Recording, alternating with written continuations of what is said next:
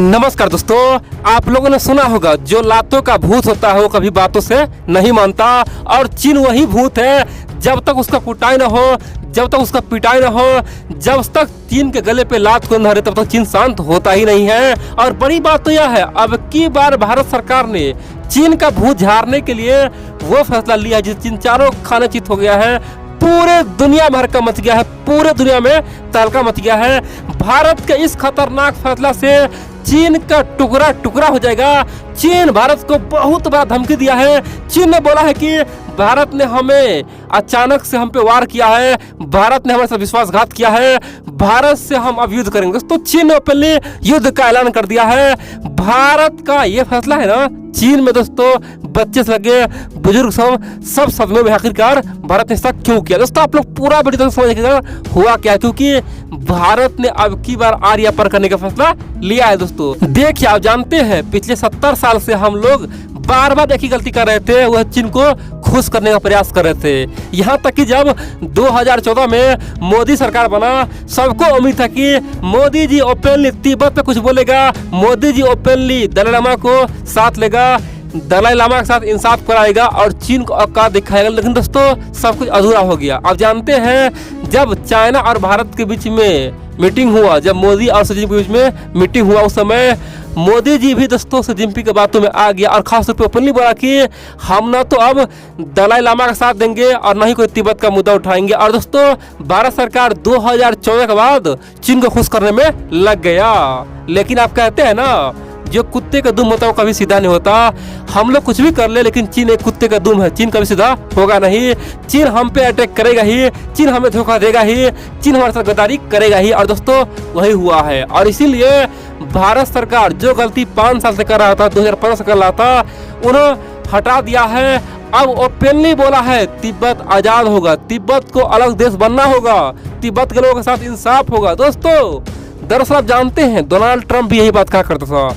Donald Trump जाते जाते भारत को बहुत बार उसका बोला कि एक बार कम से कम आप तिब्बत का मुद्दा उठा दीजिए। दोस्तों डोनाल्ड ट्रंप ने तो अपने जीवन काल में ताइवान का मुद्दा इतना उठाया, अपने जीवन काल में हांगकांग का मुद्दा उठाया, उइगर मुसलमान का मुद्दा उठाया, तिब्बत का मुद्दा उठाया, लेकिन भारत सरकार कभी भी तिब्बत पे बोला ही नहीं। ओपनली बोलने से डरता था। लेकिन कहते हैं ना, जब धोखा मिलेगा तो सबको सीख मिलेगा। और भारत को अब की बार धोखा मिला है। चीन से आप कुछ भी कर लो, चीन आपको साथ देगा नहीं। और इसीलिए भारत सरकार अब की बार आर्या पार करने पे तुला हुआ है। अब चल जानते हैं हुआ क्या है, किस प्रकार भारत ने तिब्बत को आजाद करने का बड़ा फैसला ले लिया है। देखिए दोस्तों, आप लोगों ने हाल ही में सुना होगा चीन सरकार यानी कि जिनपिंग सरकार ने ओपनली अनाउंस किया है कि हम तिब्बत का जो भी बेरोजगार लोग है, जो युवा है, जिसे पैसा चाहिए, जो गरीब है, जिसके घर में किसी को बीमारी है, किसी को बच्चे को पढ़ाना है, किसी को ऑपरेशन है या फिर किसी को शादी करना है, तो आराम से चीनी सेना में भर्ती हो जाए। दोस्तों जिनपिंग ने एक प्लान लाया है, बिना किसी ट्रेनिंग का, बिना कोई कारण का सबको सीधा भर्ती होगा। जो भी तिब्बत के लोग उससे आर्मी में भर्ती होगा। और करना क्या है, भारत के खिलाफ लड़ना है, यानी कि भारतीय आर्मी को रोकना है। और दोस्तों तिब्बत के लोग बेरोजगार था, नौजवान भूखे मरने के लिए तैयार था, इसीलिए मजबूरी में सब चीन का हाथ थाम लिया और हजारों लोग चीन सेना में भर्ती हो चुका है। अब दोस्तों चीन उसी सेना को भारत के खिलाफ उपयोग करने वाला है।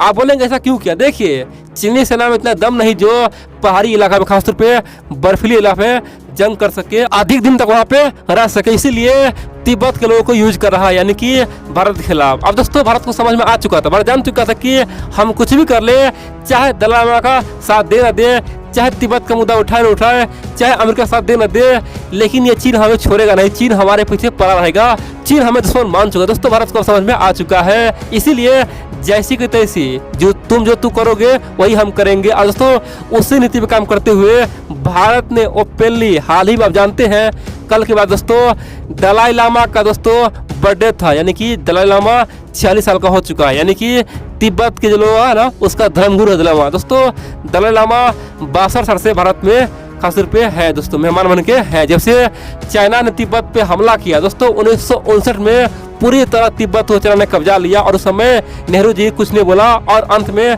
दलाई लामा भारत भाग के आ गया था। लाखों तिब्बती आज भारत में दोस्तों शरणार्थी बने हुए हैं। तो सिंपल सी बात करें, दलाई लामा चाहता था कि मोदी जी हमारा साथ दे, लेकिन कभी भी भारत सरकार 2014 के बाद कभी भी ना तो उसे कई फोन से बातचीत किया, ना ही कभी आमने सामने मुलाकात किया, ना ही कभी उसे जन्मदिन का विश किया, ना ही कभी ट्विटर पे उसके लिए कोई जन्मदिन का या फिर कोई बात हुआ। लेकिन दोस्तों अब की बार सब कुछ बदल चुका है, यानी कि जो काम 5-7 साल के भारत सरकार नहीं कर रहा था केवल चीन को खुश करने के लिए, लेकिन वो सब पॉलिसी तोड़ दिया है। भारत ने अनाउंस कर दिया है कि अब चीन को आंख फोड़ दिया जाएगा, चीन को छोड़ेंगे नहीं। चीन बहुत बड़ा दोगला देश है और दोस्तों इसीलिए दलाई लामा के बर्थडे भारत सरकार ने ओपनली फोन से बातचीत भी किया, दलाई लामा को बधाई भी दिया और खास तौर पर दोस्तों बहुत कुछ बात हुआ और बहुत जल्द बड़ा मीटिंग होने वाला है। यानी कि सीधा तौर पे भारत ने दलाई लामा को चीन के खिलाफ उपयोग किया है। चीन को बता दिया है कि अगर तुम धोखा दोगे तो हम तुम्हें चुकाएंगे। और दोस्तों दलाई लामा एक ऐसा व्यक्ति है,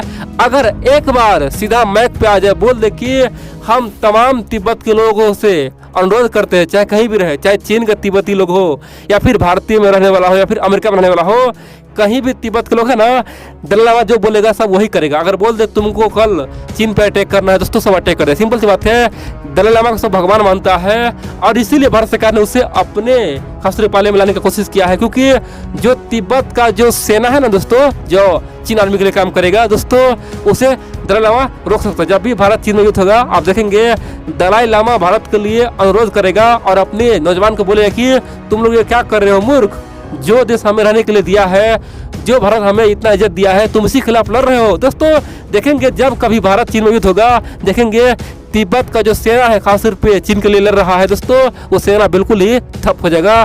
सब दलाई लामा के बात मानेगा और चीन का औकात दिख जाएगा। दोस्तों ये तो हो गया यहाँ तक की बात, लेकिन बड़ी बात तो यह है भारत और अमेरिका क्वाड का बहुत भव्य मीटिंग हुआ। सबने सोचा है कि अब तिब्बत का मुद्दा उठाया जाएगा। अब दोस्तों भारत ये मुद्दा उठाया है तो देखेंगे चीन की ओर से एक बड़ा प्रतिक्रिया आएगा। ऑलरेडी चीन का जो पत्रकार है, चीन का जो थिंक टैंक है, वो बोलना शुरू कर दिया है कि भारत आग से खेला है।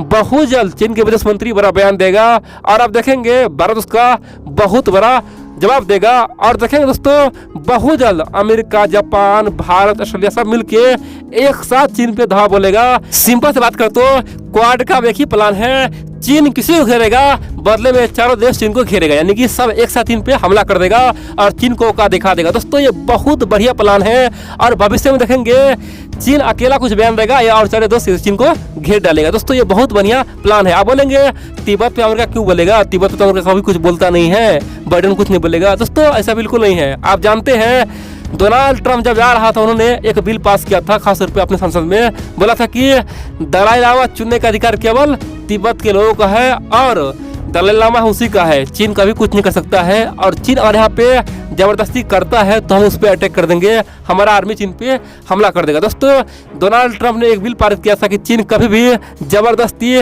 दलाई लामा नहीं चुन सकता है, जब भी चुनेगा तिब्बत के लोग ही चुनेगा और जो दलाई लामा है भारत में वही चुन सकता है, बाकी चीन देख सकता है। दोस्तों अमेरिका में ऑलरेडी बिल पास हो चुका है और भारत ने ऑलरेडी दलाई लामा का साथ दे दिया है। आप देखेंगे बहुत जल्द ये जो दलाई लामा है ना उसे सब प्रमोट करेगा और सब अपने देश में बुलाएगा और दोस्तों चीन उभरने के लिए तरह तरह के सब हथकंडे अपनाएगा, चीन का दोस्तों औकात दिखाएगा। सिंपल सी बात करें तो चीन ने भारत से पंगा लेके अपने दुश्मन को जगा दिया है और चीन अपने मौत का बुलावा किया है। दोस्तों अब चीन का विनाश तय है, चीन का बर्बादी तय है, क्योंकि भारत से जो टकराएगा वो मिट्टी में मिल जाएगा और चीन का ये दिन आने वाला है।